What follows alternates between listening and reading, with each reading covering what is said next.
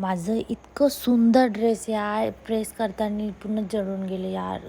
आज काही ना काही होतच होतं, काही ना काही फाटत जाय फुटत जाय, तर काही माझं ड्रेसच जळून जाय, तर कधी काचेचा ग्लास फुटून जाय, काही ना काही होतच होतं. मग आम्ही आज शॉपिंगला जायचं होतं, तर वहिनी आणि आम्ही दोघंजण गेलो देवेंद्र याच्यात. तर मग तिथं साड्या वगैरे बघितल्या खूप साऱ्या. मग बस 2-3 बघत नाही, तर मग दुसरीकडे गेला आणि तितक्यात केलं का मग लेस वगैरे घ्यायची होती वहिनीला. मग लेस पण घेतली त्यांनी का मग झालं का मग आम्ही निघालो.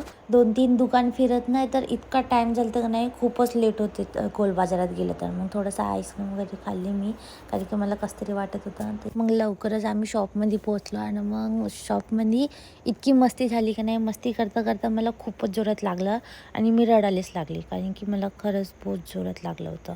तर मग आम्ही तिघंजण मिळून शॉप बंद केली.